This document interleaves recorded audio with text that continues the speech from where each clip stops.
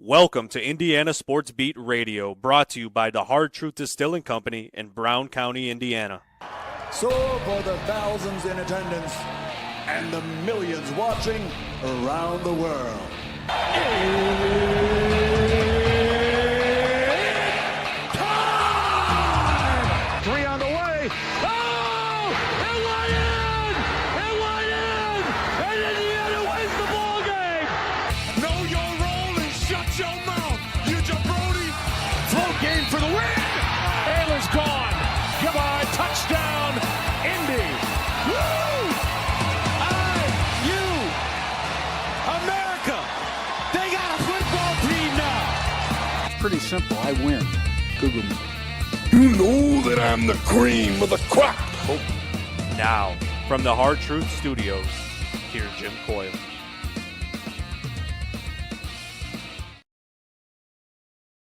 Another edition of Indiana Sports Beat Radio coming to you on this beautiful Friday. Glad to have you along, and we've got a fun show planned. Tom Allen will join us today, the newest defensive coordinator for Clemson, previously from Penn State, and of course, before that, the head coach at Indiana. But looking forward to talking to Tom about his latest move and hearing all about it. Zach Osterman also joining us today as well, and I think Coach Griffith is on the dais as well. Plenty to talk about as well. Last night I noticed that in college basketball in the Big Ten, you have to keep this in mind, people, how crazy this season is going to be. And welcome into the Hard Truth Distilling Company studios on this incredible Friday. Forgot to mention that. Appreciate everybody joining us, no matter where and how you're listening on one of our great affiliates, like 97.7 The Ref, always the right call in Evansville, or the voice of the region, 12:30 a.m. for 104.7 FM, WJOB. And in Fort Wayne, on Fort Wayne's only sports station, 1380 The Fan. Keep it locked right here, because that's the best place for you to keep it. College basketball last night in the Big Ten. Maryland, Indiana's next opponent. Maryland goes to Illinois and beats them by 21. Derek Queen, remember him, don't you? 25 points. The big boy is bringing his game. He's coming to Bloomington, all right. Unfortunately, he's not in an Indiana uniform. Julian Reese had 27 points and 17 rebounds for Maryland. And Derek Queen scored 25 as they both led Maryland. That's 52 points between two guys. That's nuts. But, wow. 21-point win at Illinois over number 17 Illinois last night. That's, they also had a couple other guys go double figures. So Sunday is not going to be an easy game for the Hoosiers, but I think that that ship has sailed regardless. I hate what's about to happen, is what I should say. Maryland now at 5-4 in the conference. That puts him around sixth, tie for 6th, 7th, and 8th with Indiana and Illinois. As Indiana falls further down the standings. How much farther will they fall before the season ends? That's the question. Not that it matters. I don't see this team making the NCAA tournament. And so, I mean, the end is near. Let's just be honest. I think that's more than clear at this point. But man, I just can't get over that score. That just shows you how wicked conference games are now. So,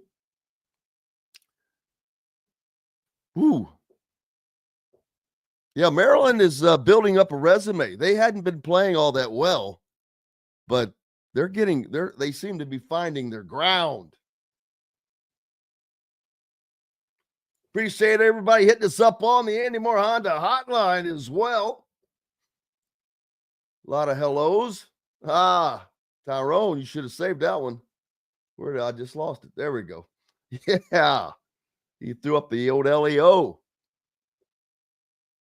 Oh man, I had one of those old shirts. I should have worn it. Yeah, it's pretty chilly outside still. 10 degrees. 10 degrees in Bloomington. So there's Lord. There's that.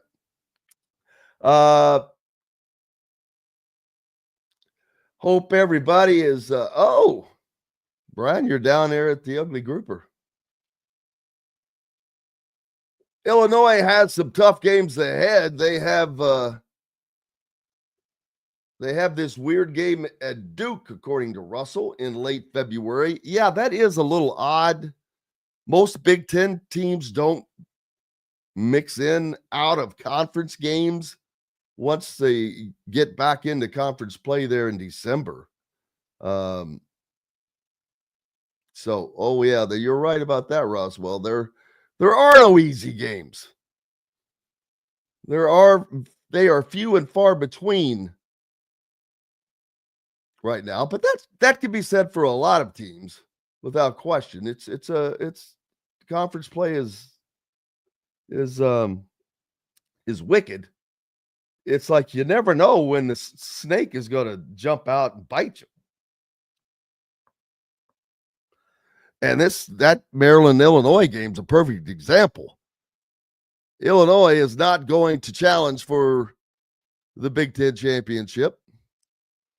As they keep the teams that I thought may have a shot at competing for that are slowly just knocking each other off and adding losses. Maryland, Illinois, UCLA, those teams there that I thought may Oregon kind of jumped up there. Oregon's still hanging. They only have 3 losses. But you've still got Michigan State, who is unbeaten in conference play at 7-0 now. It's pretty remarkable, to be honest with you, to get that far and still not have a loss. Michigan only at 6-1, and their only loss came again, talking about how crazy conference play is. Michigan's only loss came in overtime to Minnesota, one of the worst teams in the league. They're the second worst team right now. So they're at Purdue 7-2. Those 3 teams are going to be fighting it out for the Big Ten title. They had separated themselves a little bit ago, but it's kind of remained that way. I was wondering if some of the teams below them, like Oregon, maybe Indiana, would Illinois, UCLA would stay in the mix, but it does not look to be the case. That is kind of separating itself. So there's though. Did you see the other day they voted the Baseball Hall of Fame guys in? Ishiro Suzuki was 1 vote short of being a unanimous selection. One guy did not even have him on his ballot. Now, I don't know how that's possible. I mean, you have to be that had to be either a complete accident or a little bit of ignorance. But Ichiro Suzuki said he wants to raise a glass with the voter who did not check off his name. He said, there's one writer I wasn't able to get a vote from. He said through an interpreter Thursday. I would like to invite him over to my house and we'll have a drink together and we'll have a good chat. I love that. That is his attitude. I mean, I think that is just, I think it's funny as heck. And I love that is his take on this situation. Hank is doing fine, John. Thank you very much. Yeah, I didn't. He's over here chewing away. Yeah, I used to be a part of the teams that took those lesser teams apart. And don't worry, that will be the case again one day. I think they're going to get it right this time. They gotta have to. But I think the options are a lot better. I think people are going to be a lot happier. That's a good question, Brian. Brian's asking, is IU the worst 14-6 team in history? Well, I don't know about history, but I can tell you about the here and the now. And they're a pretty bad 14-6 team. I understand Rafael Davis was on with JMV on a station in Indianapolis yesterday. And he was, I did not hear the conversation, so I cannot talk at all about it with any knowledge. But apparently it was about it being in support of Mike Whitson. And first of all, the guys at the Big Ten Network are not going to badmouth the Big Ten coach. It's just not going to happen. If they really believe that, then I question their basketball intelligence. But if they're saying it because of job requirements, I completely get it and I understand. Keeping your job is a lot more important. Appreciate the shout outs. Hank's getting a lot of shout outs, getting a lot of attention. Thanks, John. But yes, they're a pretty bad 14-6 team. I did see him make a comment that 14 and whatever is not exactly mediocre. I'm like, well, you need to do some research, Rafael, because yes, it is because of who those wins have come against. They have yet to beat a team that will play in the NCAA tournament. I don't think Ohio State makes the tournament. And I don't think Penn State's going to make the tournament. So I'm not sure what's not mediocre about it. It is more than that. But there's no sense in. And speaking of which, Rudy points out that number 11 Purdue without Zach Edey is crazy. They've got a lot of good pieces. Purdue's a great example, by the way. Thank you for that, because that reminds me, they have a lot of pieces, but they have the right pieces.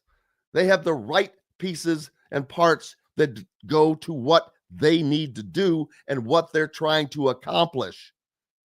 And each one of those pieces and parts knows what they're supposed to do and what the other is doing. and therefore it runs in synchronicity. Excuse me. There's a huge difference, and that's why you can do that. But I agree a little bit. I didn't think that they had I still don't know that they had the talent to be that good. We'll find out at the end of the year, but yeah, it certainly is.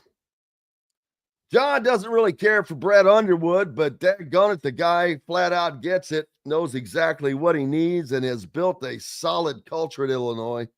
You've got that right. Different group every year, different group. They win, last night not included, but they win. It is a winning culture. There's no doubt about that.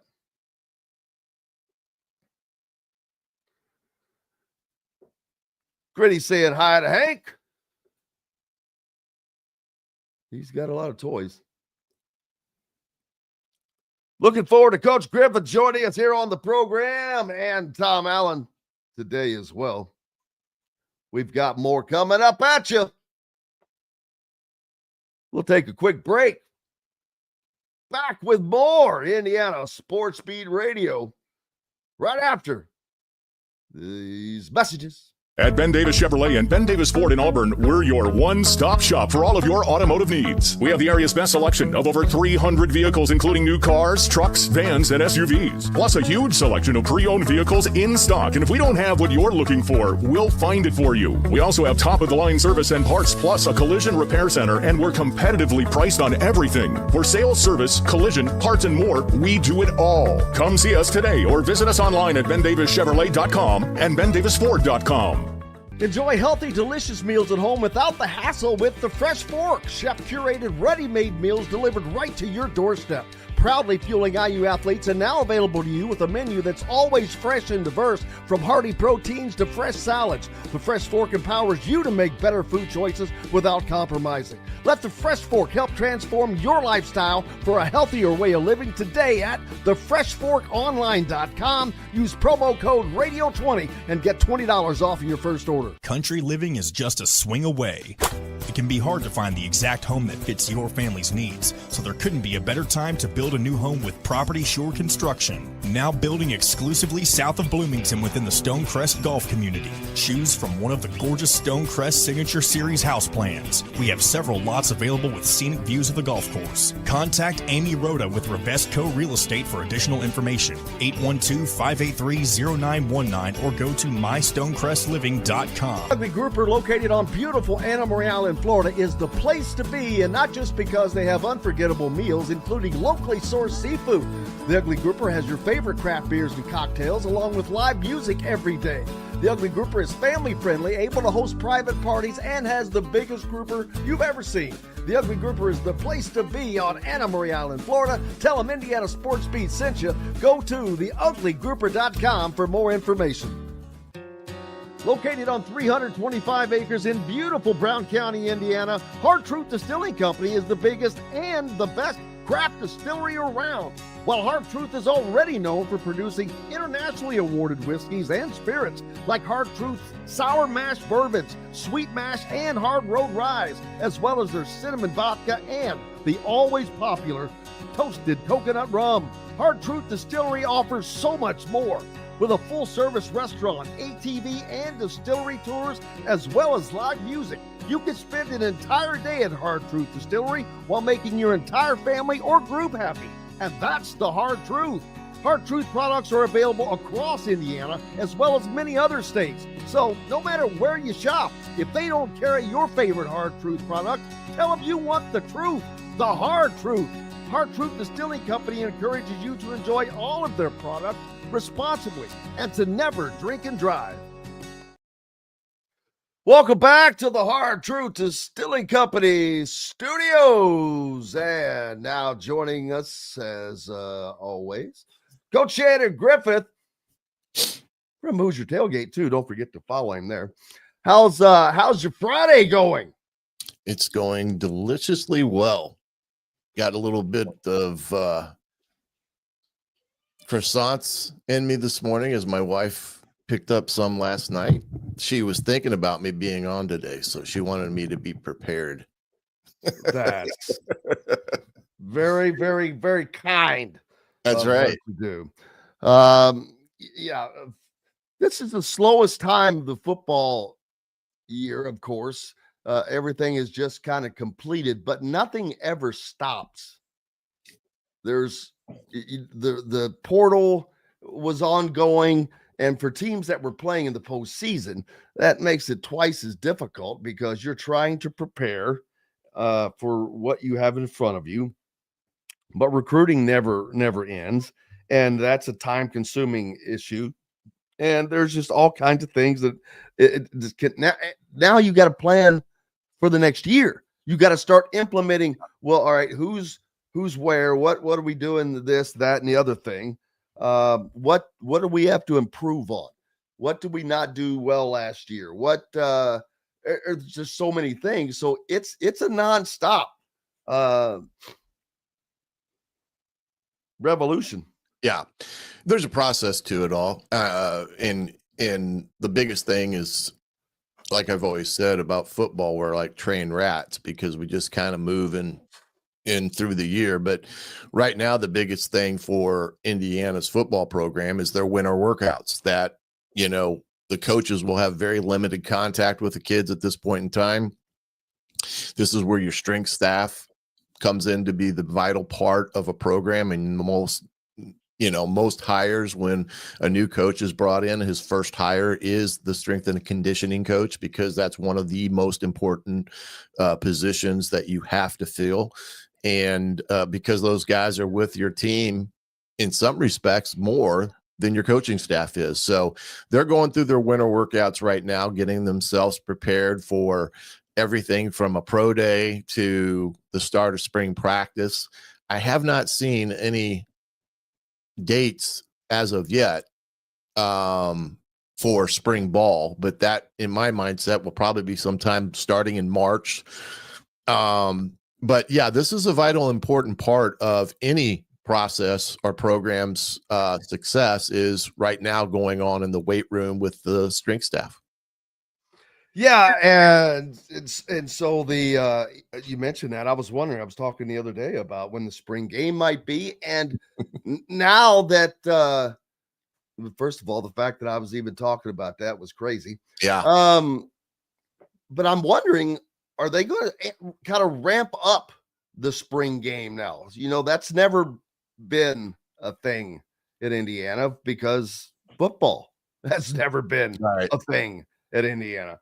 But I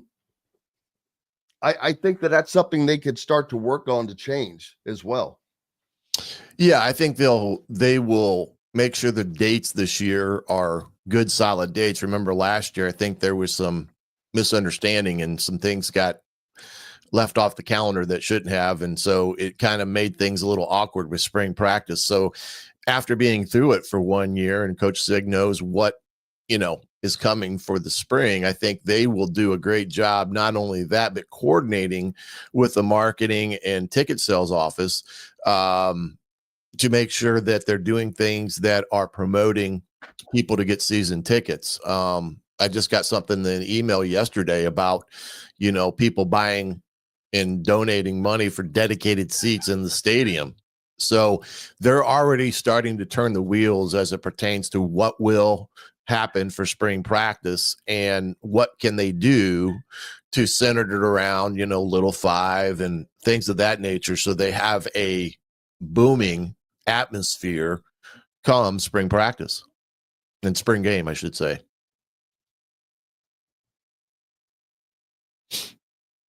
Think you're on mute. Yes, I was. I think that is something that will add to the experience as they grow this thing, because expansion is coming. Oh yeah, I think the big thing with the Memorial Stadium is what they need to do there to make the environment even better, if that's adding a deck, if it's adding more seats, or however that looks into the future. I know a lot of people have their fingers crossed that something will be done about the press box. And I do think that's something that they were going to address sooner than later, just from a media standpoint with all the attention they got this year. I think they realized that it's time to talk about that more forward thinking than maybe they have in the past. So yeah, there's a lot of things that we as the outside world are not aware that is going on behind closed doors. Everything from, the profit sharing deal, the collective bargaining stuff, things of that magnitude, as well as institutionally. And I think everything will be geared towards what will all play out in the spring game, as well as how that transitions into the summer and the fall. Yeah, and it's something that Indiana fans are not accustomed to getting jacked up for spring football, but it is definitely something that they will be looking forward to this time around. What are your expectations for the spring for this team? Well, it's kind of like it was last year. You're going to have some guys that are stepping in positions now that they have been maybe a backup in for the last few years. There's going to be competition for jobs, for opportunities to play, and you're going to see it on both sides of the ball. I think the offensive line, again, will be a paramount position, as it always is, to see who are their top 5 guys at those positions, as well as their depth there, because I still think that is always a concern for Indiana, is their depth and making sure the drop off isn't, a step or two below where it needs to be. And I don't think it will be, because I think they do have a good offensive line core coming back this year. But the other thing I think you look at is the quarterback position. What type of competition is there? You got, Fernando and Alberto, his brother, in the quarterback room, as well as Grant Wilson, who's also coming in. So you're going to have a 3 quarterback competitive room. Remember, Tyler Cherry is not going to be a part of spring practice with this knee injury. And from everything that I'm hearing, it's also going to bleed into next fall, which isn't good for him because he loses all these reps. So I do think you'll see a lively competition at the quarterback position. I think that's what they need. They're going to replace a huge component of this past year with Curtis Rourke and what he brought to the table. And then you're going to see a wide receiver group that I think is just plug and play. I mean, I still think they're going to have a great group there as at running back. And then defensively, I'm anxious to see how this group comes together, because I think they've added some key components to this defense, especially in the secondary, that I think it's going to pay big dividends to what they've brought in. No doubt, man. No doubt. All right. I think our schedule's all jacked up and goofy today because we're moving it around for different guests, but may end up having Griff back on again, but we've got to go ahead and take a break and get up to Bob Kravitz, who's on deck. Absolutely. Man. Shannon is he's the best utility man in the business, and I cannot tell you how much we appreciate you, brother. All right, partner. Let me know. I'll be in the bullpen. You're great, but appreciate you. Hey, we've got more coming up here on Indiana Sports Beat Radio. Bob Kravitz is next, right after this message. Located on 325 acres in beautiful Brown County, Indiana, Hard Truth Distilling Company is the biggest and the best craft distillery around. While Hard Truth is already known for producing internationally awarded whiskeys and spirits like Hard Truth's sour mash bourbons, sweet mash, and hard road ryes, as well as their cinnamon vodka and the always popular toasted coconut rum. Hard Truth Distillery offers so much more.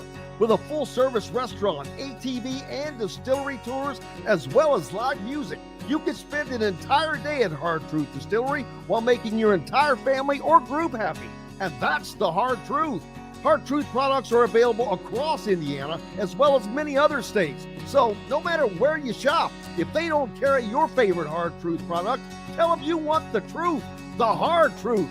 Hard Truth Distilling Company encourages you to enjoy all of their products responsibly and to never drink and drive.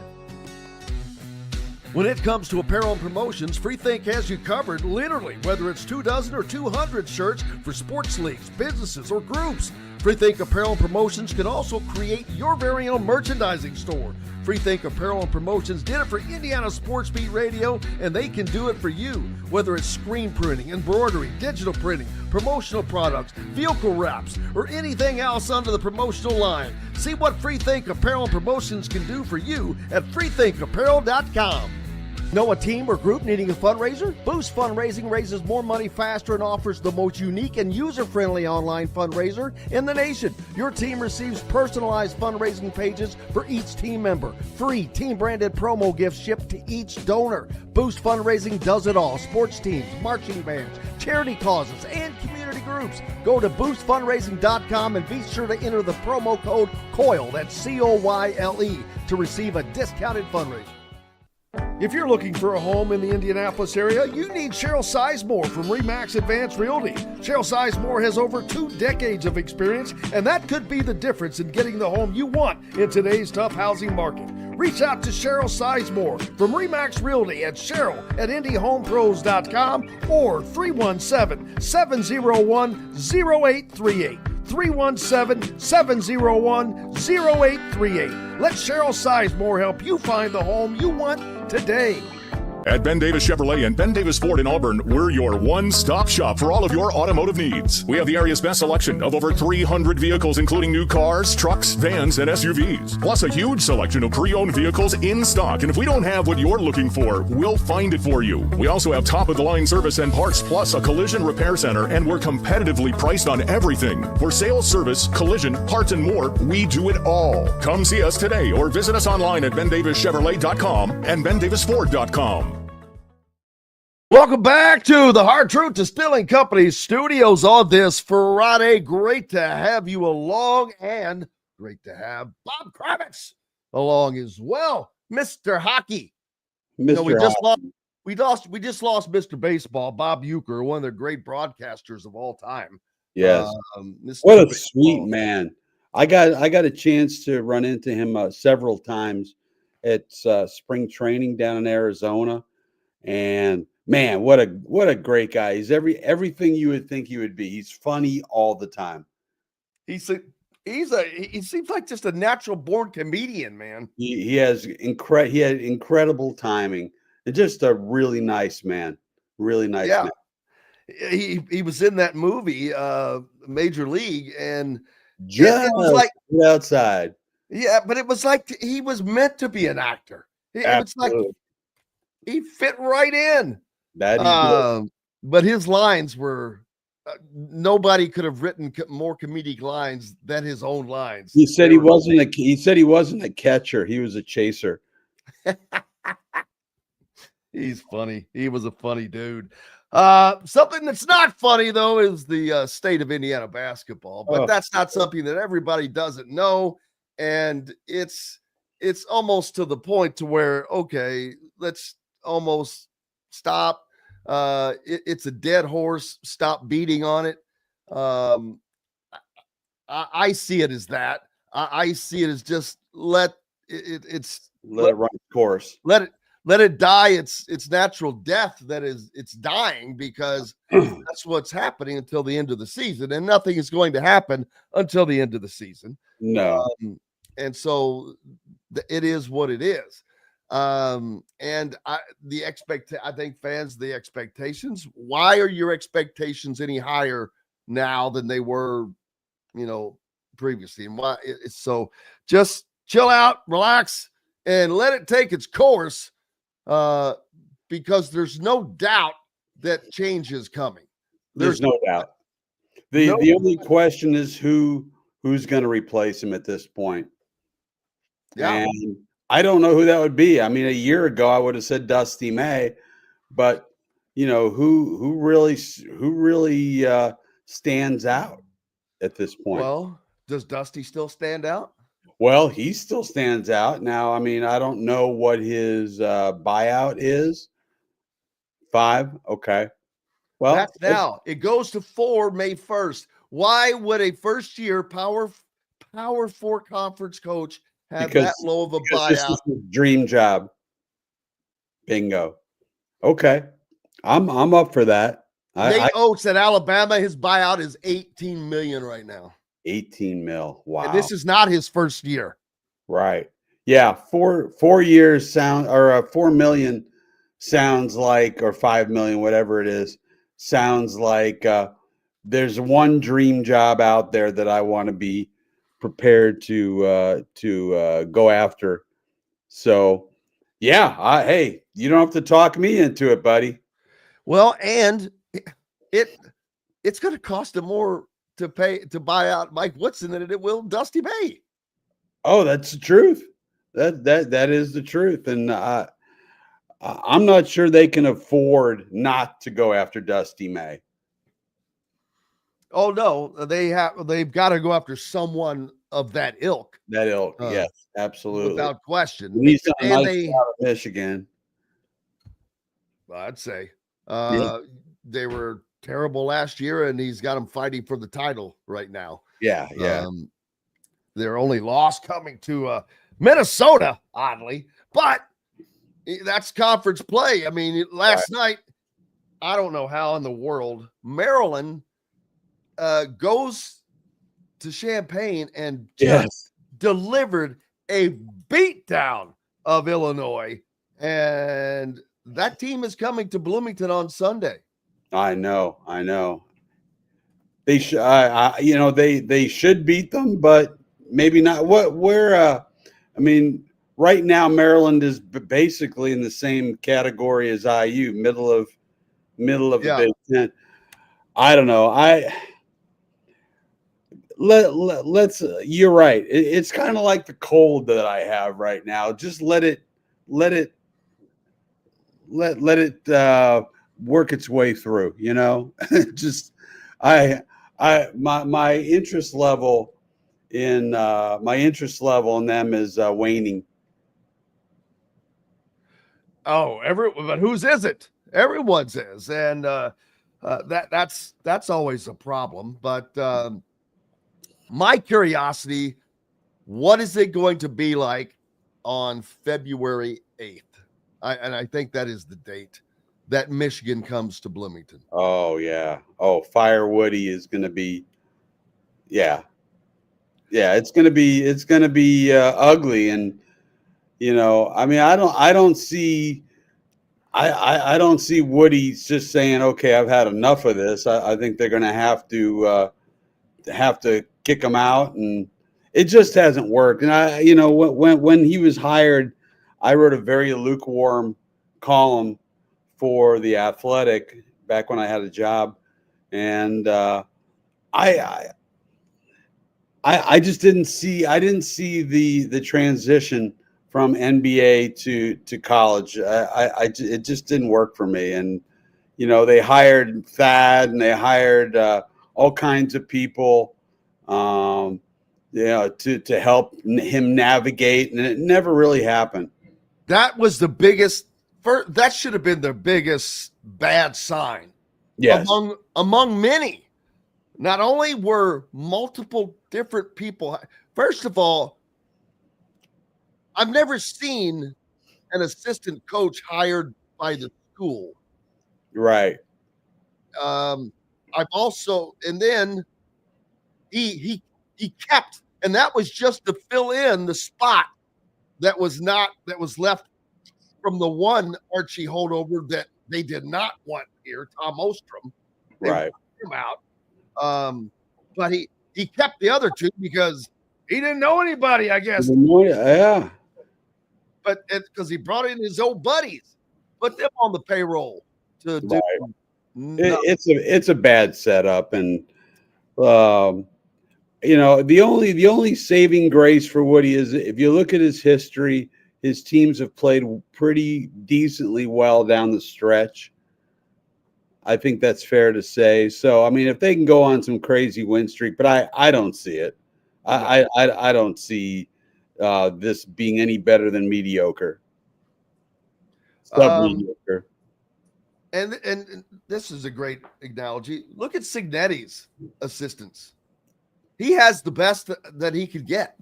Yeah. He has the guys that are great in what they do. Great. I mean, his assistants were getting awards, nominated for all the big awards. Right. Because they're very good at what they do. I don't know that Woody allows his assistants to do anything. Yeah, that's probably a good point. He just seems disorganized to me. He just doesn't seem to have his finger on the pulse. It's hard to explain, really. Does he have a pulse? Does he have a pulse? I mean, it's not that important how you present yourself to the media, but this is Indiana University, and one of the things that killed me about Archie Miller is Archie just didn't seem he didn't seem like he was totally involved in doing all the things off the court that you need to do as an Indiana University head coach. And I think Woodson is like over it. I mean, he dealt with the New York media for many years. I just think it just feels like this whole thing is a lark for him. It's like, I'll make a few more bucks before I retire and go to Florida. And there's nothing there. Absolutely. And he definitely does not understand the what it takes to be the energy that you have to have, the time you have to put in, the hours you have to put in. It's not a 6-hour-a-day job. No. And I don't think that understanding is quite there. But none of that matters anymore. So yeah, we're over it. Let's get back to Dusty May is an option. I like Chris Beard as an option. I like Chris Beard a lot too. A Knight disciple, a great defensive coach. His teams play hard as hell. I love that he was a Tech, right? Texas Tech. Yep. And then he got in crossways when he was at Texas, and they jumped the gun and got rid of it. I think Chris Beard would be an excellent replacement for Woody. Absolutely. Oh, absolutely. Those would be my two guys. He wins. Those are the two I have at the top, as a matter of fact. And the ironic thing to me is it seems like the last two times Indiana has had to do this, the options weren't that good for some reason. Yeah. But this time they are good, and it's changed finally. But Indiana has to get this right. This is not, you can't screw it up again, especially with football going the way it is going. Right. There's, and with Signetti doing what he's doing, I mean, he's got 30, 40 new guys in his team, and he's got them playing. Had them playing like a well-oiled machine. And then you look at Woody with 6 new players, 7 new players, and he can't get them to walk a straight line together. Yeah, it's something. The Big Ten is an oddity too. We just talked about the Maryland game, but Maryland's coming in on Sunday. And they're led by Derek Queen, a recruit that Indiana probably would have had last season not gone the way it went. The same reason they didn't get Liam McNeely. When I was down at Montverde last year and interviewing Liam, I've told this story before, but I was asking him, Derek Queen was just to my left waiting to be interviewed. And I asked Liam, what is it about your game that you think you can bring to Indiana? And as soon as I stopped talking off camera, I could hear Derek say, shooting. and what? Shooting. Oh, yes. Oh, absolutely. And as soon as I heard Derek say that, I'm like, he's not going to Indiana. No, hell no. And I knew that instantly, and it turned out to be the correct way to do. But unfortunately for football is the sport of sports now in college athletics. It has long been the top dog. A lot of people think it's basketball because of the March Madness, but college football is the engine that drives the train. Absolutely. I really, I think they need to go in and change the seeding, but I thought the tournament this year was fabulous, and having the games on campus, the early round games was genius.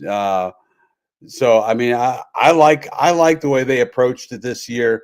They just need to change the seeding. I think the automatic buys for conference champions is probably not a great idea when you've got Arizona State and Boise State earning buys. That needs to be altered. But I think generally speaking, they did a nice job. I've said it and I'll say it again. It was the greatest college football season that I have seen. The talent, it was just across the board. It was great to see so many different teams. It was great to see an expanded playoff. It was just fun. The games themselves meant so much more. They do mean more. The rivalries still are important. So it was just great. And from different conferences, you see different teams, different conferences, Arizona State, Boise State. I knew nothing about that Scattaboo kid, and I was like, wow, this is fun to watch. Absolutely, but it was fun. What is up next? Excuse me. What is up next for you? You sound like you got my cold. I've took a week off. I just needed a mental week off, so I'm going to get back at it on Monday. I have no earthly clue what I'm doing, but I just needed a week to rest and refresh. So we'll be back at it Monday. Well, good for you, my friend. It is always a pleasure. What's up? And you'll be back at it on Monday, so we'll get to you next week to see what you got in the pipeline. Sounds good. All right, buddy. You have a great weekend. You too. You too. We've got lots more coming up, and the great Tom Allen will join us so graciously, taking time out of his busy schedule. And it is busy when you're moving and going to a new job. That's a lot of stuff to do. Yeah. Moving it by itself is like the worst thing in the world to have to do most of the time. But then you add in a new job and all that stuff. It's crazy, but looking forward to it. Thank you, sir. Thank you, my friend. Back right after this to the Hard Truth Distilling Company Studios. Located on 325 acres in beautiful Brown County, Indiana, Hard Truth Distilling Company is the biggest and the best craft distillery around. While Hard Truth is already known for producing internationally awarded whiskeys and spirits like Hard Truth's sour mash bourbons, sweet mash, and hard road ryes, as well as their cinnamon vodka and the always popular toasted coconut rum. Hard Truth Distillery offers so much more. With a full-service restaurant, ATV, and distillery tours, as well as live music, you can spend an entire day at Hard Truth Distillery while making your entire family or group happy. And that's the Hard Truth. Hard Truth products are available across Indiana, as well as many other states. So no matter where you shop, if they don't carry your favorite Hard Truth product, tell them you want the truth, the Hard Truth. Hard Truth Distilling Company encourages you to enjoy all of their products responsibly and to never drink and drive. When it comes to apparel and promotions, Freethink has you covered, literally, whether it's 24 or 200 shirts for sports leagues, businesses, or groups. Freethink Apparel and Promotions can also create your very own merchandising store. Freethink Apparel and Promotions did it for Indiana Sports Beat Radio, and they can do it for you. Whether it's screen printing, embroidery, digital printing, promotional products, vehicle wraps, or anything else under the promotional line. See what Freethink Apparel and Promotions can do for you at freethinkapparel.com. Know a team or group needing a fundraiser? Boost Fundraising raises more money faster and offers the most unique and user-friendly online fundraiser in the nation. Your team receives personalized fundraising pages for each team member. Free team-branded promo gifts shipped to each donor. Boost Fundraising does it all. Sports teams, marching bands, charity causes, and community groups. Go to boostfundraising.com and be sure to enter the promo code COYLE, that's COYLE, to receive a discounted fundraiser. If you're looking for a home in the Indianapolis area, you need Cheryl Sizemore from RE/MAX Advanced Realty. Cheryl Sizemore has over 2 decades of experience, and that could be the difference in getting the home you want in today's tough housing market. Reach out to Cheryl Sizemore from RE/MAX Realty at Cheryl@IndyHomePros.com or 317-701-0838. 317-701-0838. Let Cheryl Sizemore help you find the home you want today. At Ben Davis Chevrolet and Ben Davis Ford in Auburn, we're your one-stop shop for all of your automotive needs. We have the area's best selection of over 300 vehicles, including new cars, trucks, vans, and SUVs. Plus a huge selection of pre-owned vehicles in stock. And if we don't have what you're looking for, we'll find it for you. We also have top-of-the-line service and parts, plus a collision repair center, and we're competitively priced on everything. For sales, service, collision, parts, and more, we do it all. Come see us today or visit us online at BenDavisChevrolet.com and BenDavisFord.com. Welcome back to the Hard Truth Distilling Company Studios on this Friday, and it is a special one as we are so thankful and lucky to be joined by our old friend, Coach Tom Allen from the Clemson Tigers. Coach, how are you? I'm doing good, Jim, buddy. How you doing? Great. Thank you again. First of all, thank you so much for taking the time to join us today. I know you're super busy, and thank you. And please thank Coach Dabo for us for giving you permission to do that. I know that they don't always do that, and we're very, very grateful. I appreciate that, and appreciate you. We've been looking forward to being on your show, and a lot going on here, but just took a few minutes here to spend some time with you. Man, it is just been a whirlwind for you. Not only go to Penn State and the great season you guys had, a dominant defense all year, college football playoffs, the Big Ten championship game, and now going to Clemson, and they've got a top 10 preseason ranking already because they're looking good again next year. And what we all know what you do with defenses, so that's going to be a great move for them. And it kind of hasn't. They haven't been Clemson since they lost Brent Venables, who was there for so long. And so the importance of having people like you in those spots that they can count on, it's almost as important as the head coach or the quarterback or whatever the important piece is. But congratulations, first of all, on where you are. Thank you. I appreciate that. Yeah, and in talking with Coach Sweeney when he reached out after we played in the Orange Bowl, and we talked that Friday after the game, and that was the challenge was he wants to get back to playing elite defense and just be able to put in position to win a championship, and he wanted was looking for a head coach of the defense, and that's the role that I and really enjoy being in and feel like it's my strength zone, and so was excited about that, and just like I was given that same charge at Penn State, but just a great opportunity for me and my family. It was one of those things where I was totally not looking for wasn't looking to leave, wasn't looking to move, kind of came out of nowhere.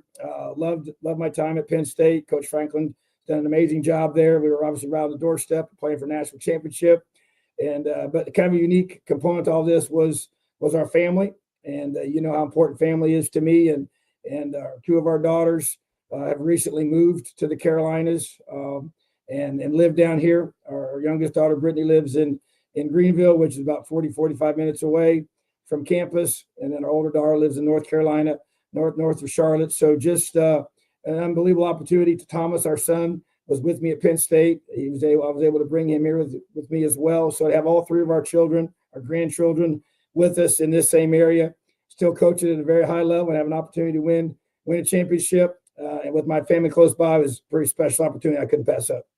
Yeah, I don't think many people get that opportunity. That it's just virtually impossible in the industry you work in to make that happen. What led to the daughters going to the Carolinas? Just random. I mean, they Brittany and her husband Bryson, he's in corporate insurance, and so he just got placed in Greenville. They actually, you go somewhere. He trained with his company, and then you put in different spots where you'd like to go and have as your area in his for his business. And so he got placed there. And then same with my older daughter Hannah. She and her husband, he actually is in seminary and looked at different spots across the country. And she's an RN, so she can kind of work wherever. And so he got accepted in that grad school program. He's going to be there for the next 4 years because of that. And so they just randomly. So really just kind of out of nowhere, and they were already here. That happened over a year ago.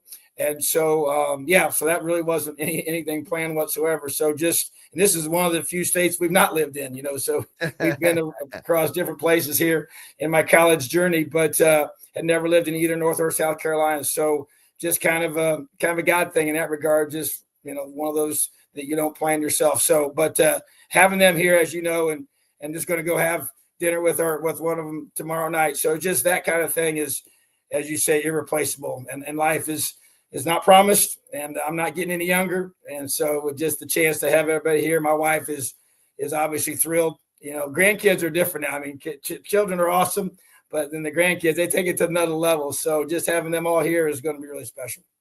Yeah, it's rare that you can take a job that requires you to make a move that makes the wife happy. And that's very true. Yeah, no question. And yet that's such a critical piece. But my wife's pretty easy to, make happy. She's made a lot of moves, and they've not all been easy for sure. But yeah, if mama's not happy, as we know, nobody is. So, but she's amazing, and she kind of keeps the engine going when I go off and take a new one. So yeah, this is definitely one that wasn't expected, but definitely a great opportunity for us. Yeah, I read the article the other day by John, who used to cover you here in Bloomington. Yeah. Which he's been down there for a while. I'm drawing a blank on his last name. I don't know why. What's that? John Blau. John Blau, yes. It's odd how things just work out. But he talked about you having all the license plates from all the places where you've been. Yeah, so we had that. That was my wife's idea. She put it in my home office there in Bloomington and had all the license plates from literally our very first job back in 1992 when I started in Tampa, Florida as a young high school coach, graduated from college. I was 22 years old, and we got married that summer, and then started down there in Temple Heights Christian School as a football coach, wrestling coach, and she was coaching volleyball and softball. And that's where it all began. And then every state we lived in after that, we got a license plate in order from each one of the states, so a pretty interesting way of being able to have a visual. And so, but since in Bloomington now we've added the state of Pennsylvania, and then now the state of South Carolina. So the list continues to grow. Hopefully it's getting near the end of that. Well, I'm sure that's always a good thing when you can get closer to stop doing that. But you're in a pretty nice place now. Clemson is a very, very great tradition-rich program that has been accustomed to playing for national titles, and obviously bringing you in is a desire to get back to that. Dabo's still a young guy. For a program that's had the success that Clemson has had, usually the coaches are a little longer in the tooth, but he's not. There seems to be a lot of energy around that program still, and I know that they have to do some work to get your energy level up a little bit, but to match that. But Dabo may be in for a run for his money, trying to keep up with you. Well, there's no question. He and I have, even though we really don't know each other that well, we did not before this whole interaction.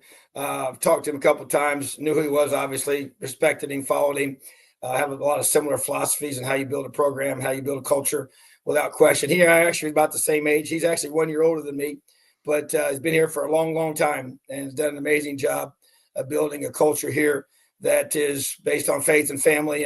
But yeah, his energy is unmatched, man. He's just got a ton of passion and a ton of belief in what he does and how he does it.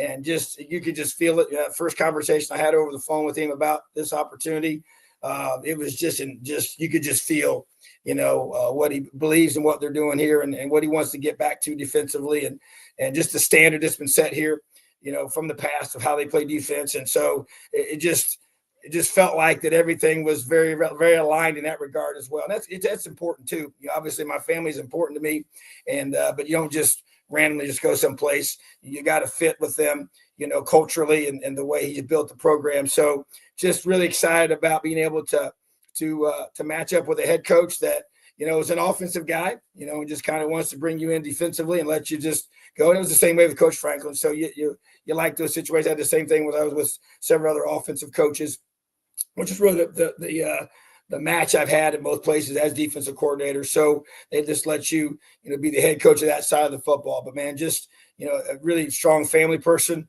loves his players the way that I do, and the way I believe it's supposed to be, but also is going to hold them to high levels of accountability, which is a big part of that relationship piece. And I believe in that. And so very, very aligned in that regard, and just want to do things the right way. I want to be a person that wins at the highest level, but does it in a way that makes all the people that you represent very proud of the way you do it and how you do it and how hard your kids play and how they conduct themselves in the classroom and off the field. So just all those things fit, and just like I, fit with Coach Franklin and so many things too. So just, an opportunity to be able to be at a really tradition-rich program, an unbelievable stadium, Death Valley has so much, to it, and just playing there. And it's a stadium I've never coached in either. So we open against LSU at night. It sounds like that's what it's going to be. So amazing opportunity there to have the season opener. My first game here will be against the LSU Tigers. So just unbelievable opportunity for me, and just really blessed. And like I said, thankful for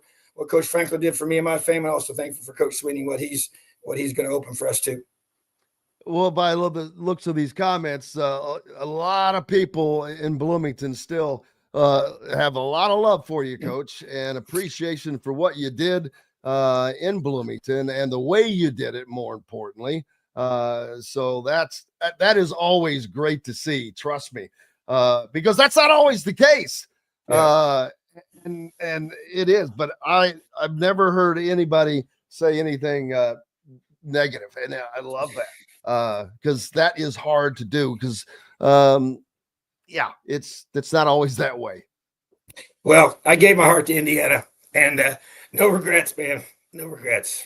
But just a special place to me, always will be, and proud of what we did there, and wishing nothing but great things. I was excited for the players and all that they accomplished this year. So that's awesome. And, God had a different plan. So we're just going to keep being who we are and keep impacting lives and keep doing things the way it's supposed to be done, I believe. And so just really, really thankful for the opportunity I was given there. Those 8 years were amazing for us, and not always easy, but at the same time, just going to keep, doing what we do, and do it for the reasons I believe matter most. And that's what's in my heart, and I feel like I can do that here, just like I did at Penn State, and just going to keep coaching football, keep impacting lives, and keep doing what we feel we were put on this earth to do. Well, you certainly impact people. There's no doubt about that. I don't know of anyone you come in contact with that you don't have that effect on them. You mentioned getting to open up against LSU. Is Kevin Peoples still with them? He is. So how about that? I'm telling you, it's amazing. I just mentioned earlier, I'll go, it's funny how things cross, but I know Kevin has been the DL coach, defensive line coach for the Tigers. And so there you guys get to meet now. We do. So we actually, throughout this past season, had some common opponents, and they played at USC earlier in the season. So we talked about them and some other teams. And so, just love Kevin Peoples.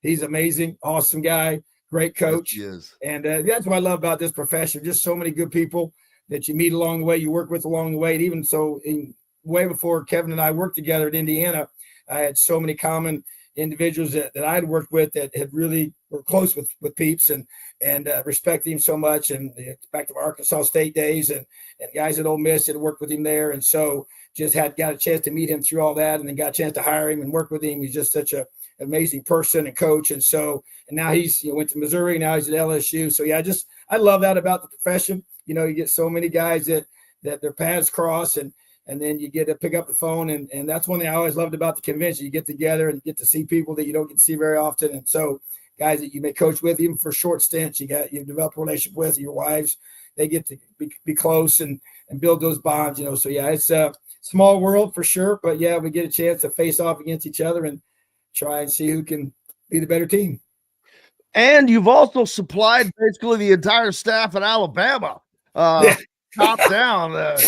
It's crazy. How about isn't that crazy? That's one of the craziest things I've ever seen. I talk about it all the time. I'm like, my gosh, not just the head coach, not just the defensive coordinator, not just the offensive coordinator, and the strength coach. Coach. It's nuts. And you add Kevin Peoples into that. You know how people, brother. Well, we were blessed. We had a lot of great people at Indiana, and it was just hard to always keep them there. And I get it. They had success, and we had success there, and they got other opportunities. But we hired some great individuals at Indiana, and had some great opportunities there. But yeah, it's about people. I always say that, believe that. And if you think about it too, this is the crazy part. So Kalen DeBoer, that was his first Division I Power 5 OC's job was Indiana. Kane Womack's first Power 5 DC's job was Indiana. And also Nick Sheridan's first OC's job was Indiana. And then Dave Ballou, his first Power 5 head strength coach position was at Indiana. And so then obviously had a chance to cut their teeth there and then go on and do great things. And now they're all at one of the premier programs in the history of college football. So yeah, just it's about people, hiring great people, and then seeing them go off and do great things, which is pretty cool. Yeah, and you could end up playing against, say, Alabama in the CFP next year. There you go. That would be awesome. Or Indiana, or any of these others, or LSU. It could be just a great crossover, and that would be a lot of fun, to be honest. Yes, it would.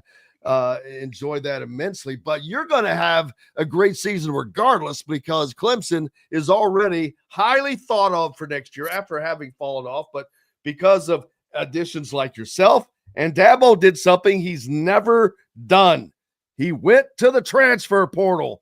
Even though the portal hasn't been around that long, he hadn't had to. He already had great players, but he dipped in there just a little bit. I don't know. Were any of those defensive players? Yes, Will Help, actually from Purdue, is one that they added before I got here, and then Jeremiah Alexander from Alabama was another player that defensively that was added. So yeah, a couple guys. But it's one of those things, and we were similar at Penn State. When you don't lose a lot of players, then there's no need to go get into the portal to replace them. And so, and you really want to build your roster, from the high school ranks. And it's kind of basically, you say you want to build it by the draft, not by free agency. That's kind of the mindset of both, Penn State and Clemson, and so, and I think that's important to be able to do that. But at the same time, if you have, so due to a variety of reasons, whether it's an injury or a guy chooses to leave, that's been there for a few years, then it's hard to bring in a high school player to replace that older guy. So sometimes you need to do that. So I think that will continue to be the case here and other places. But yeah, it's kind of a philosophical thing. Some teams have chosen to go pure portal, and once you start going that route, it's kind of hard to get out of that cycle. And so, but at the same time, it's about player development here, and I want to do a great job of that. So don't always expect to have a high number of spots. The 105 is a whole new world that we're going to be dealing with now about roster management and how that looks, and having that the first time in the revenue share piece that's coming into to play here in the fall. So yeah, a lot of new things. I do think the playoff, all the things that I think there's a lot of exciting changes in college football right now, and the portal is one of those. It can be, positive, negative based on how people view it, but I do think there's some good things about it. But at the same time, yeah, you're just trying to find the best fit for your culture, player wise, and the more guys you keep in your program, you can develop those, I think the better off it is for your program. So we want to do a great job of that here at Clemson. Now, when you move, like when you go to Penn State or move to Clemson, do you take your defense, what you're doing, or do you try a hybrid of what they were already doing?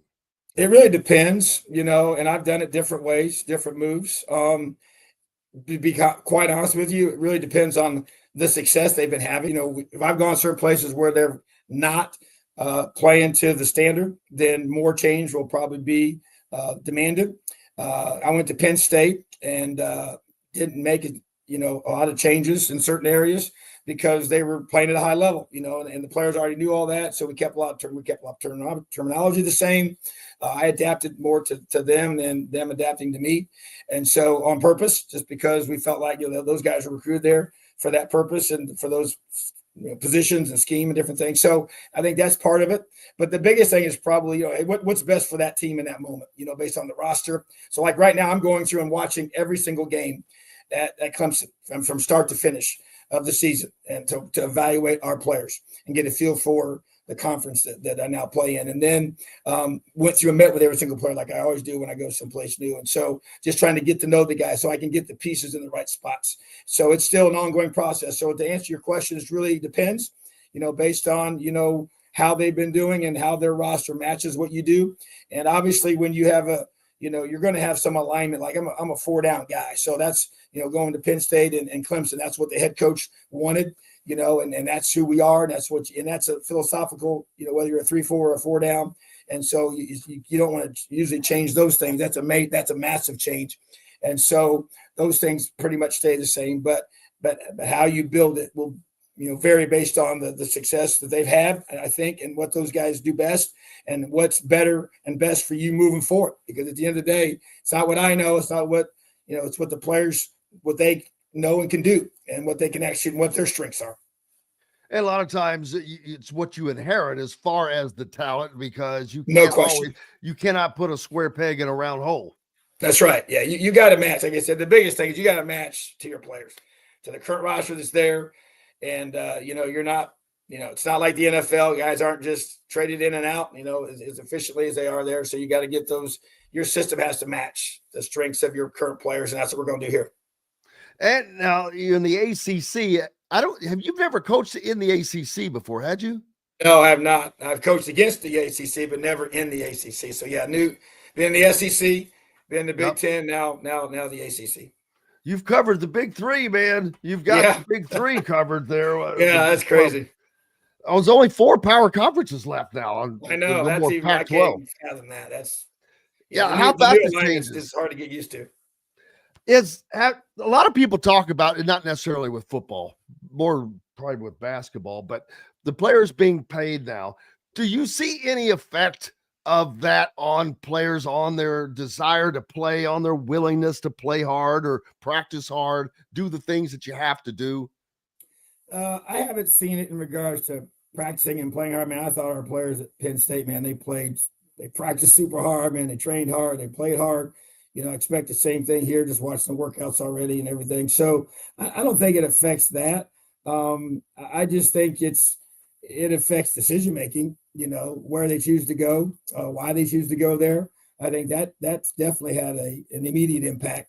They can kick and love you as much as they want. They can love everything about you. But if another place offers substantially more, it's kind of hard not to, fault the young man and his family for taking a better opportunity. So that part, that has changed it. So the whole, how it's, how you build your team, and the relationship piece, it's still important, but I do think it's a different variable, and I used to always say this, and obviously been in the NIL world here for several years, and no matter how much you have, it's still a variable, even when you don't have anything. But at the same time, it was basically, you never want it to be the main thing, that's all they care about. It's definitely a piece of the equation, but if it's the main thing, then it's probably not a great fit, because all they're going to be obsessed with is how much are you going to pay me, So I think it's probably like any other job. If I interviewed somebody 10 years ago and the first thing they asked me was how much are you going to pay me, that would not probably be a great way to start the interview, so that'd be a red flag. So I think it's no different. You want them to be able to take advantage of the current landscape and help themselves and their families. But at the same time, I feel like that you just want guys to pick you for, reasons bigger than that, and the whole, the environment they're going to be in, the education they're going to get, the fit they are for your culture, your team, and those kind of things. So, but yeah, I hope it doesn't ever become, it's just all about that, because I want kids that love to play the game and want to get a great education and care about being developed as a man, so, but, being in a program that sells those things and has that as part of the environment they're going to be in is important to me. So I think that's, but yeah, it's part of the equation. and that's never going to change. It's not going to go back. And you got to embrace that as a college coach now, because that's just part of it. And you've coached under a lot of different head coaches, and these are a lot of different personalities. How do you adjust to these personalities? Because yours is what it is, and it's not going to change. Yeah, I think you got to, you pick places where you can be yourself, but at the same time, you just kind of, I don't get too worked up over different personalities. I mean, everybody's got to be who they are, and there's obviously going to be, everybody has things that you like and don't like, about how they do things. I mean, that's going to be the case everywhere you go. But at the same time, I think when you make it about other people, not about yourself, I think that's a big deal. That allows you to work with different kinds of personalities. I feel like I can work with I've worked with a lot of different personalities for head coaches. Some guys that have, really intense guys, some guys more laid back, some guys that are more, it's interesting. Some guys are just like, they're a certain way, and all of a sudden, bam, they snap based on whatever happens. But at the same time, you just kind of, in some ways, roll with the punches with that, because life's about people. So you got to learn to be able to adapt to different individuals and different types of personalities, of leadership styles. And I've coached with all different types, so, and I think I can work with about anybody. So, but I think that's kind of part of when you go and decide to go somewhere. You make phone calls to people that have worked with that guy. They have to kind of find out what he's like and how he handles certain situations. So I think you just have to be able to, as long as you can find a place that allows you to be who you are. Like, I feel like I've done each place, and they can give you that autonomy within your area of responsibility, whether it's a position group or that side of the ball or whatever it might be, where you feel like you can have a maximum impact on that group that you're responsible for. And that's the key. And as long as they let you do that, then you feel good about working for that guy, no matter what his personality is. Are you going to run down the hill? Well, you know what? I did find out that it's kind of part of the process of when you come here, you have to run down the hill the first game. So like all the new coaches. So here's the thing. I haven't done it yet. I'm going to do several practice runs, because I'm not going to face plant on national television. So, but I will say this, it is a lot steeper than I thought. When you see it on television. So I'm going to practice that run, and I'm going to make sure that I nail that sucker. I'm telling you, that is one of the most, it's kind of one of the craziest things still going in college football, because I always thought, I'm like, man, that can't be, it would be easy for one guy to slip, just take one guy. Yeah. And it would just be a bowling ball and bowling pins. No question. Yeah. And here's the thing. I don't want to be that one guy. No doubt. How did that get started? Do you know? Did you find out the history of that? Howard's Rock. It's Howard's Rock, right? It's Howard's Rock. I don't know the full history. I don't want to, say anything that discredits the history and jacks it all up. So I don't know the full history of it yet, but it's on a couple places. I'll do my research. I know Coach has talked to me about it a little bit, and he did make it clear that I won't have to do that the first game. So, but I'll actually do some homework on that and figure it out. It is the center of a long-standing tradition. Yeah, well, you already know that. The Rock was brought to football coach Frank Howard in the early 1960s as a gift from Samuel Jones. He found it while driving through Death Valley, California, and gave it to Howard. There's where Death Valley came from. There you go. So, and LSU kind of stole that name somehow. You've got this battle of Death Valleys. And so just now reading that, I'm like, oh, LSU, you're out. You cannot use Death Valley, man. This came from Death Valley. But I always watch that, and I'm like, and Dabo, I'm like, whoo, boy, he's right out there in the front of it every time, boy. Oh no, he is full sprint, no doubt. So I'm like, if that's me, I'm thinking, oh, there goes an Achilles, there goes your hamstring, Achilles, just tripping. I mean, and there's like a little halfway down, it kind of like has a little bit of almost like a ramp. So yeah, there's several potential pitfalls. So I definitely am going to train for this thing. There's no doubt. James commenting said he's been up and down that hill. It's really steep. James is correct. It is steep. Well, like I said, way steeper than I thought. Where does it start? How high up is this? And it goes right down to the stadium? Yeah, from the top. That's why it's the valley, field to it. So it's the top of it, right down all the way to the field level. So yeah, it's pretty interesting. I can't think of a better way to start a game. I mean, You come running off that thing, baby. You are fired up because you're just happy you made it down. No doubt. Yeah, they call it the 25 most exciting seconds of college football. So yeah, it's pretty pretty invigorating, no doubt. So where do you go now? What's the next step for you and your walk into this next position here with Clemson? Yeah, so really in the process now. I'm meeting with our full staff tomorrow. They're actually out on the road, so it's based on the way we've restructured our staff and different things with now having different people that can coach now with the analysts. Opportunities that have opened up, a number of guys that can coach now. So I don't go out on the road and recruit here on campus and obviously via phone and do all that. But so right now in the process of met with all the players, we start spring football on February 28th. Meet with all the staff tomorrow, just doing installs, going over terminology, just teaching the system to the guys here. And then just kind of the process of meshing the two together, finding out what we can keep, what we should change kind of things. And then you start we call them the mat drills, the early morning workouts. You get ready for spring ball. Those are starting here soon after signing day when we come back from that. And we call it signing day. It's really the first signing day in December is really the signing day. So the one here, the first Wednesday of February, has become a very, not near what it used to be. So, but it is still the second signing day.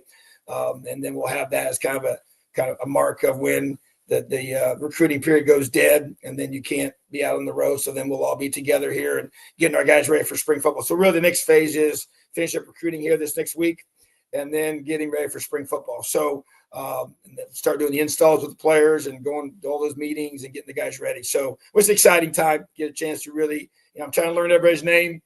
All these staffs, these last two staffs I've been on have been massive staffs. You got the amount of support people here is off the chart. So I got a directory of just everybody's names and pictures and titles, so I can start getting them all memorized, because they all run together, and then trying to memorize all the players' names. You got about 55, 60 guys on defense, and so I've met with all of them individually. So that's part of the process. But yeah, it's just trying to go through and just get connected, and then trying to find a place to live and trying to do all those other things you got to do, and mix it all together and get moved from State College. So yeah, it's a lot going on.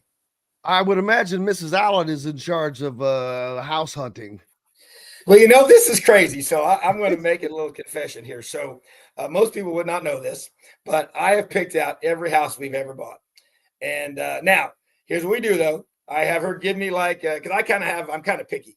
And so I kind of know what I'm looking for. And so she obviously, what are some of those things?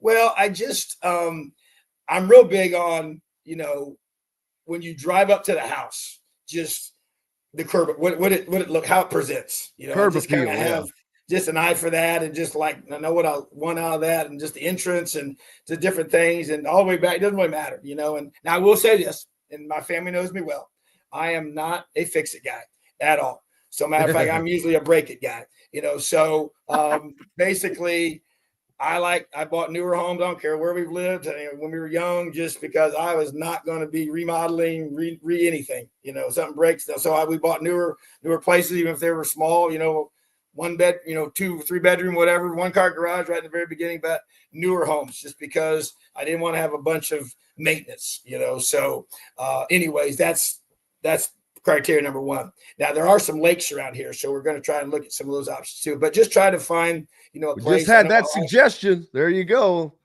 Yeah. It's I did not realize that about Clemson. There's really, pretty special, a lot of water around here, beautiful area for sure.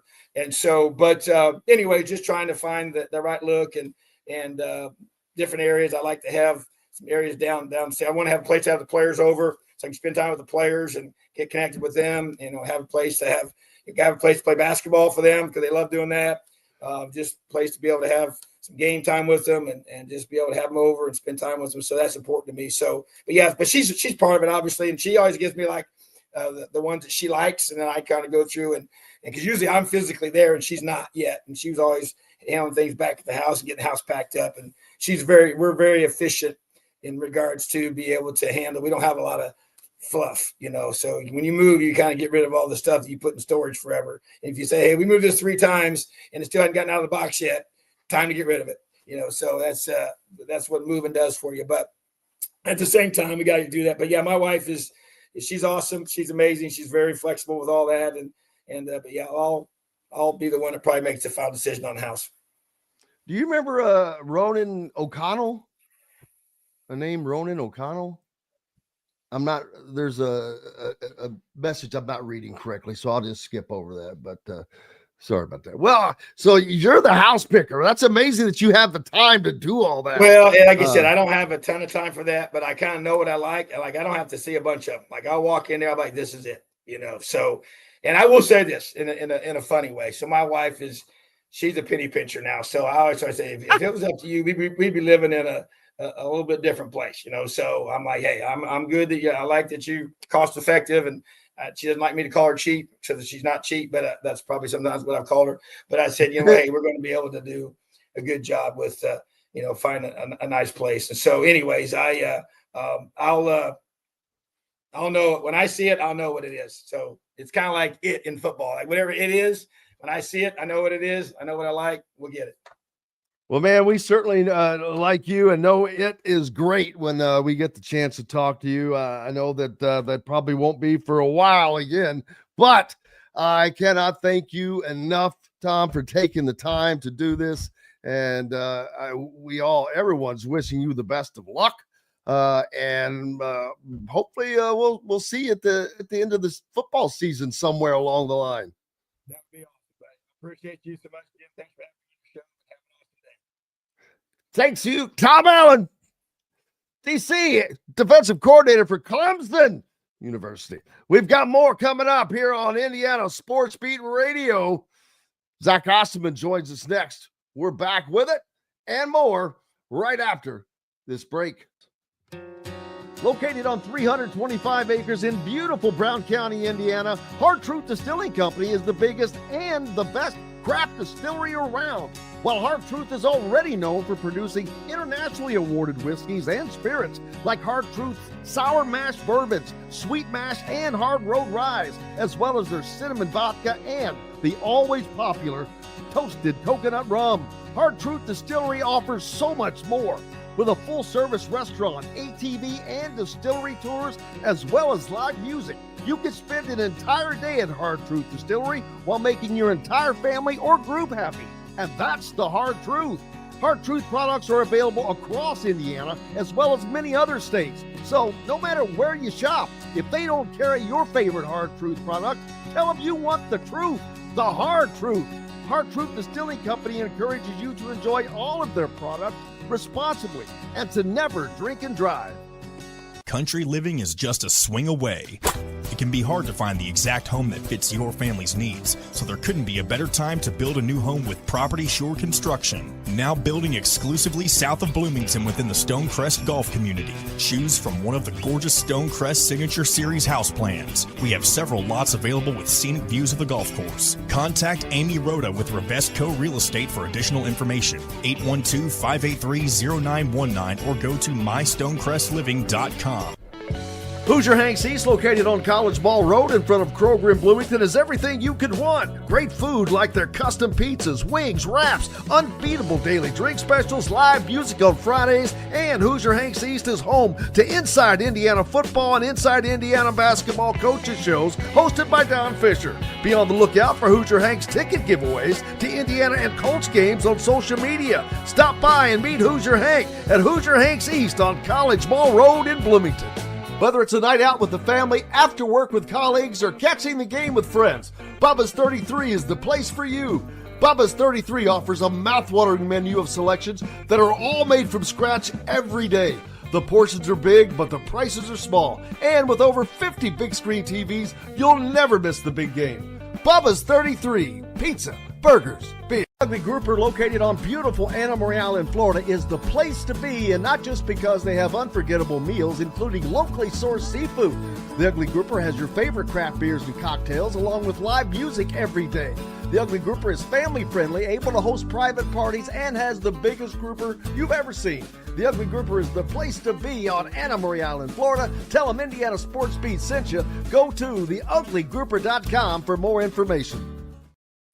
Welcome back to the Hard Truth Distilling Company studios on this Friday. Zach Osterman from the IndyStar joined us now and was kind enough to move his time around. Had Tom Allen on there, Zach, and had not spoken to him in quite a while. Good to see him down at Clemson as Clemson looking to be in good shape next year.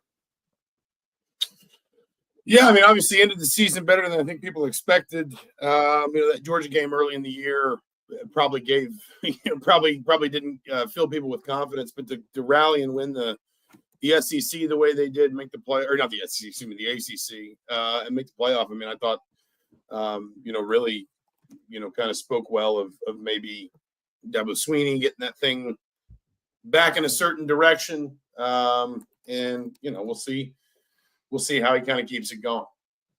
Absolutely. On the Indiana side of the basketball, of course, things did not go well up at Northwestern the other night. You had the return of Malik Renew, but in a very, very shortened version. He only played about 10 minutes, and Indiana just could not get it going, especially they did in the first half, but the second half barrage of 3-pointers from Northwestern that the Indiana could not slow down was just did the Hoosiers in.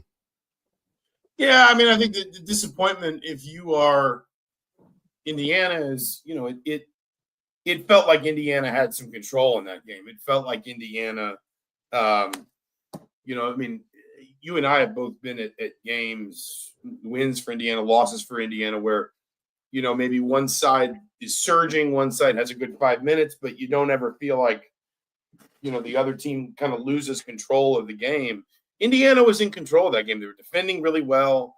They kept Barnheiser and Martinelli very quiet in the first half. I think from Indiana's perspective, they probably had some of the people shooting the threes that they wanted shooting the threes, other than Ty Berry, who had been slumping before going 7 of 10 in that game. The point is, Indiana was in control, and even as Northwestern kind of geared up, Indiana was still, very much in that game into the under 8 timeout in the second half, and then it just completely evaporated. It just got completely away from Indiana, and I think the disappointment, if you're Mike Woodson, he kind of said all the stuff that was working for us in the first half just kind of stopped working in the second. It's just another one of these games where you feel like Indiana's, not finding the consistent level that it needs to be able to say, this is what we're capable of over a full 40 minutes. Yeah, and the questions come about, and especially when he's asked this or that, and he responds with, I wish I knew, is not probably an answer that a lot of IU fans really want to hear, even if it's the truth.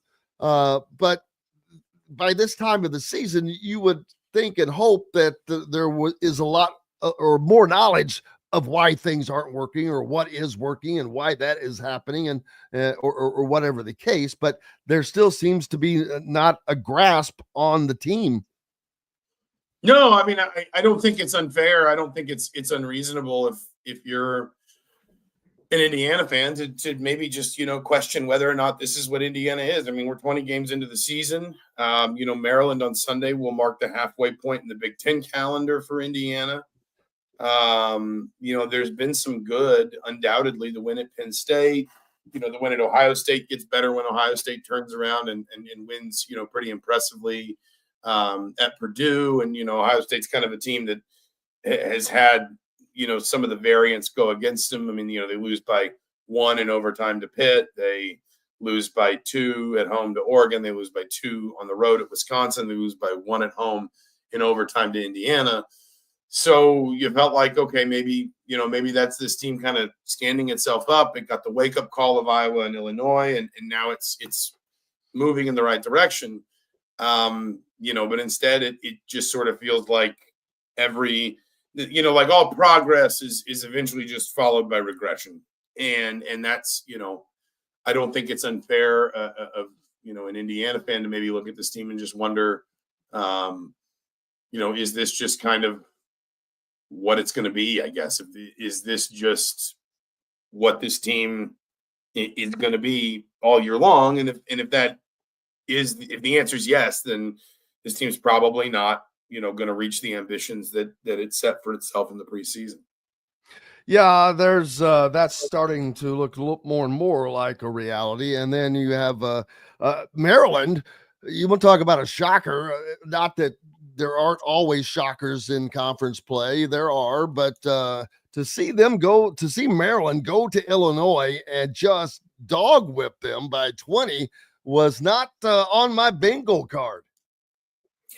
I think obviously Illinois not having the size that it needed, I think was a big piece of that. Like I watched some of that game last night, and I think Avizovic was out. I think he was injured. And I mean, between them, Derek Queen and Julian Reese had 52 points and 23 rebounds. And I mean, it was pronounced like, Humrichus really couldn't stay on the floor because they were just attacking him in terms of he was, in terms of going at him, trying to attack him in the post. Morris Johnson only played 19 minutes. I forget what the paint points number was because it's not on the KenPom box score, but it was something just obscene. It's I always laugh when you see this, and you do sometimes in these one-sided games. Maryland's minimum win probability, according to Ken Pomeroy, was 16.6%. That was when Illinois made the first basket of the game, 34 seconds in, and that gives you a sense for, it was pretty much only moving in one direction the entire game. I think what impressed me a little bit was guard play. Jacoby Gillespie has 8 assists. Queen moves the ball so well for a big man. He had 4 assists. Selton Miguel had 3 assists, 18 assists on 33 made baskets to just 7 turnovers.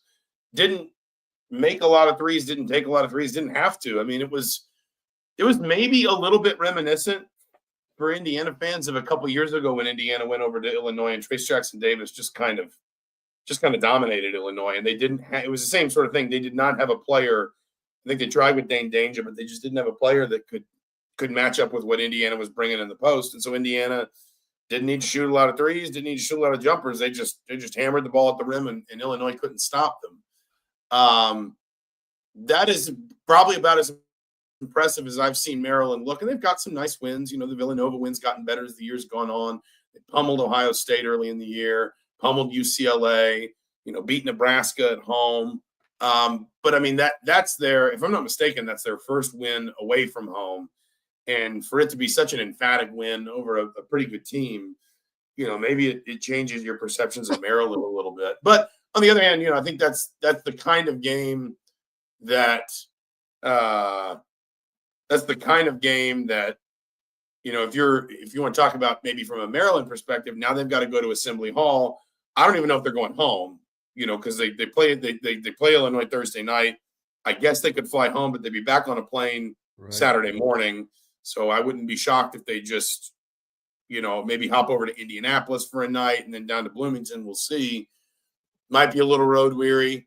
Obviously, one less day of recovery than what Indiana has coming off the Northwestern game.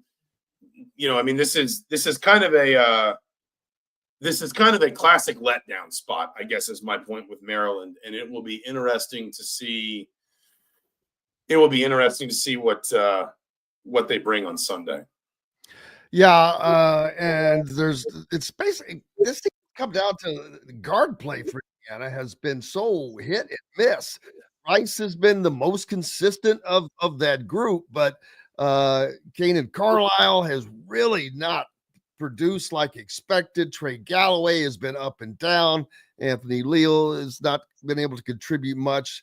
They just are not getting much from the guard position. It's been, I think again, like if you want to talk about like inconsistency, like, I mean, Northwestern was a great example to me of, Anthony Leal only scores 1 point, but he's got 5 rebounds and 3 assists, and you feel like he's contributing some defensively. Miles Rice scores 11 points, 4 rebounds, but no assists. Trey Galloway's got 5 assists to just 3 turnovers, but only 7 points and no rebounds. It's just like you can't get, when you were kind of buying into Indiana in that stretch where they won 5 in a row and 9 of 10, a lot of what it felt like was underpinning them was how good Miles Rice and Trey Galloway looked in tandem. And Galloway talked, I think, at the time about how they needed some time in the season. Galloway really didn't practice in the offseason because of the injury, and they just needed some time to work out their chemistry. But now they kind of, 2 really steady pairs of hands at the the tiller, so to speak. And you felt like Indiana was just kind of they were kind of running the show, and Indiana was steering it well. And I think they have, as much as anyone say, maybe just talking about McKenzie and Bacco and how he's burned hot and cold this season, the impact of that backcourt, even, extended even down to Kane and Carlisle, who looked, so good and at times in that Ohio State game, probably his best game in an Indiana uniform. But then, kind of comes out with pretty much an 0 for against Northwestern. It's been the inconsistency of that guard rotation that it feels like has really kind of just, in some ways, almost sort of epitomized what Indiana as a whole has struggled with this year. And, it guards win games, and even Mike Woodson kind of said in the offseason, he was doubling down on the idea that he was going to make sure he had the guards he needed. He was going to make sure that he had the backcourt depth he needed. And at times, a lot of these guys we're talking about, but particularly Rice and Galloway, have shown an ability to be that player. Rice has 19, 9, and 6 against USC. Go back to that Penn State game. In between them, Galloway and Rice, I think, had 17 points, 6 rebounds, and 10 assists. But then there have been too many nights where it's like they can't quite get a grip on the game, and you felt like you saw that again against Northwestern, where that guard play just hasn't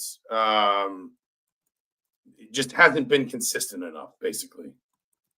Yeah, and that has been an issue, but that's something. Indiana, with Derek Queen coming in on Sunday, you've got Umar Ballo. Of course, that's going to be a battle. And with Malik Renew back, I don't know if how much that is going to help to spell Ballo, if he's going to need spelling, or how that's going to work out. But how do you see the addition of Malik Renew being back a little bit? His minutes will probably be about the same, maybe a few more, but not many. He went 0 for 6 the other night, rusty, of course, but he's going to have to, the minutes he's in, they're going to need him to play. Yeah, he did look rusty.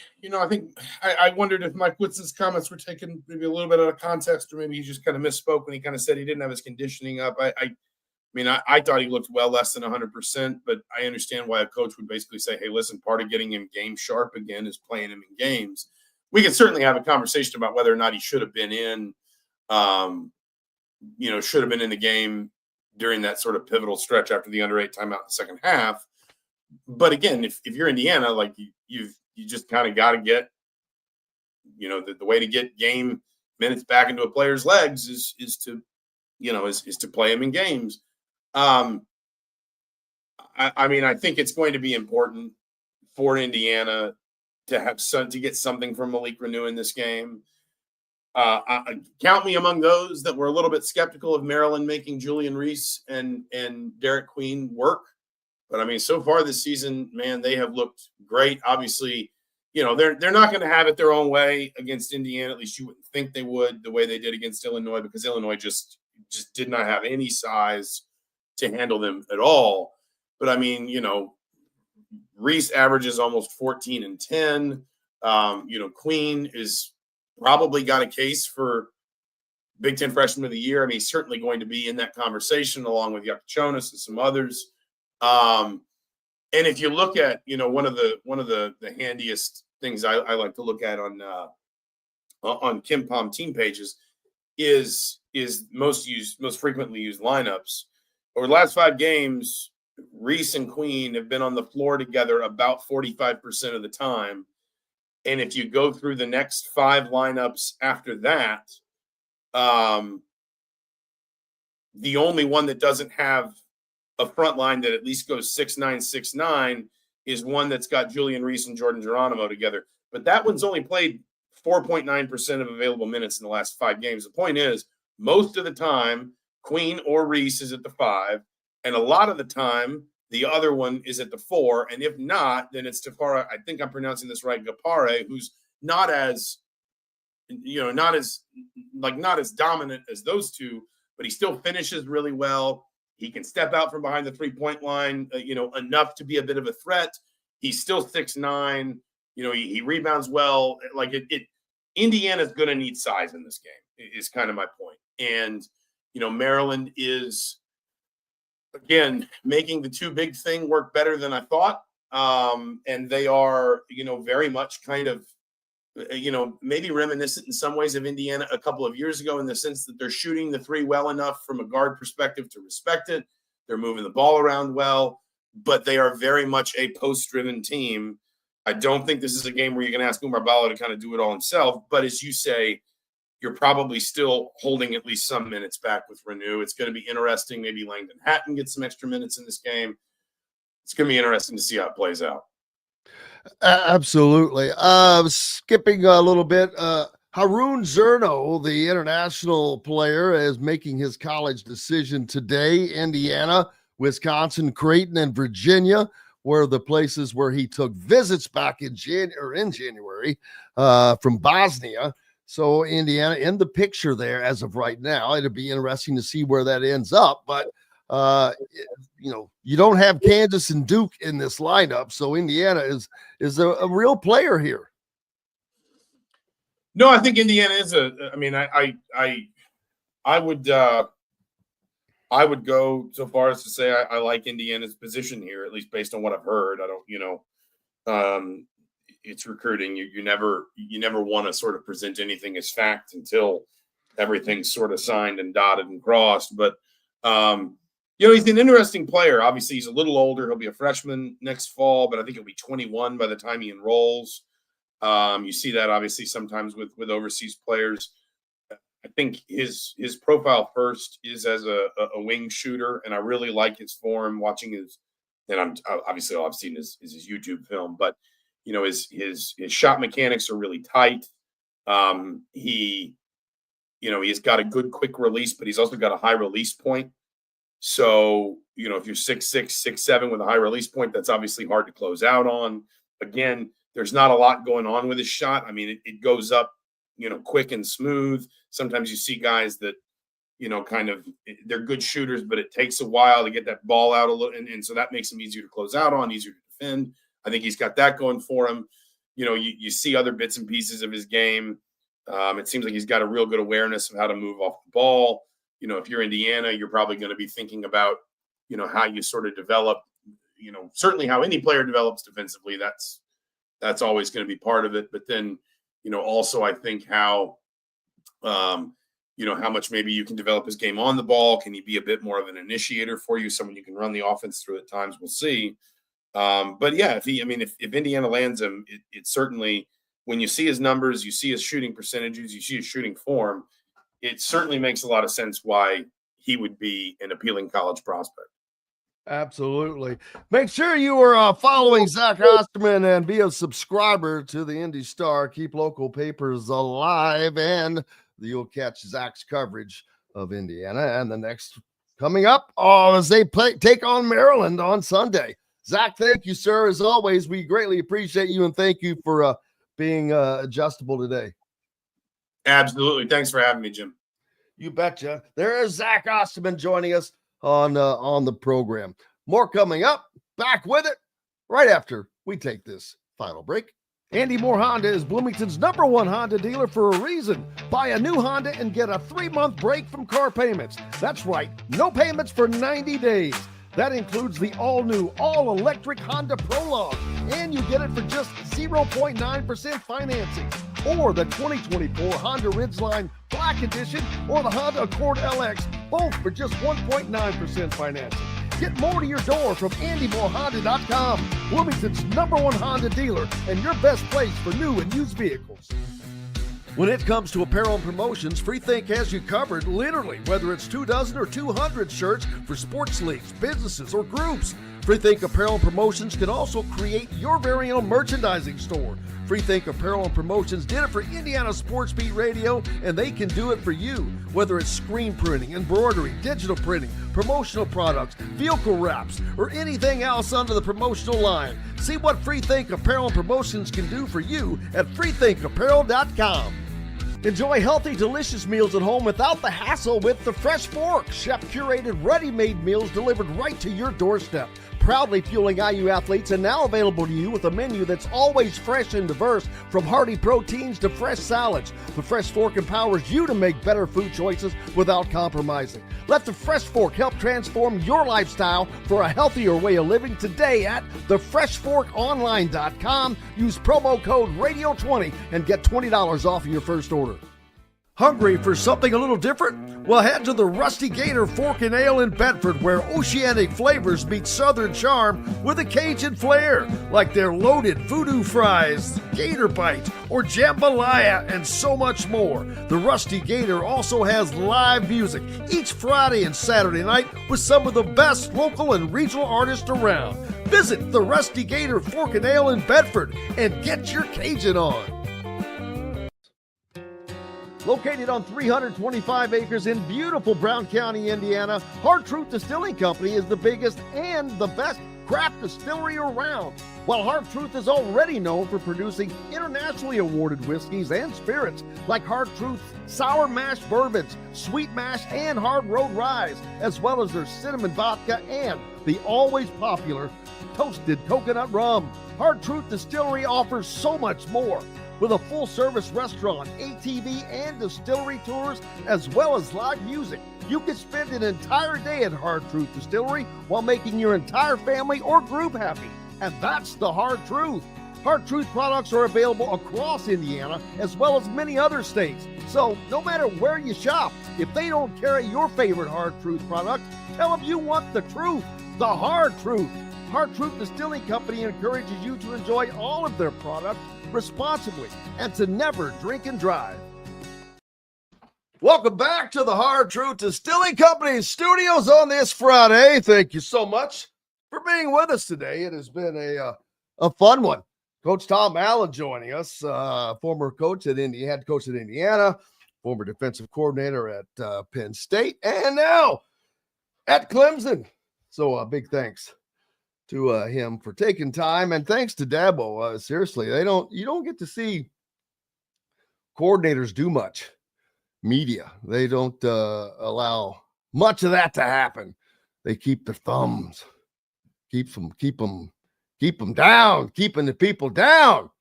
But hope you got a fun weekend planned. What you got going on for the weekend, Indiana?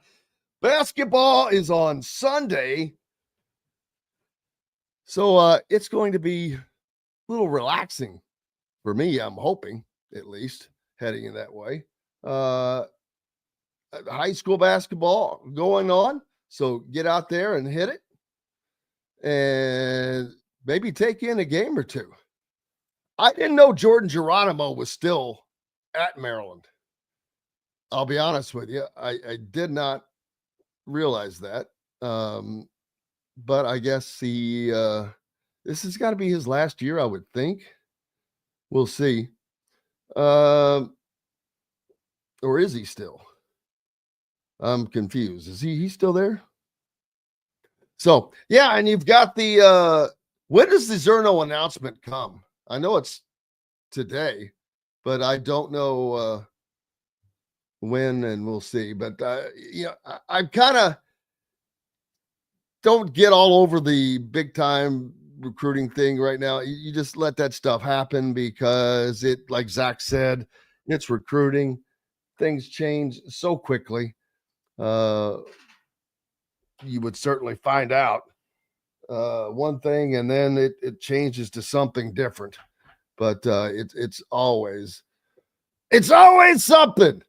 Creekwalker says Indiana needs a point guard now. Well, yeah, I don't know about that. I think that Miles Rice has done an okay job. I think he needs a little more help.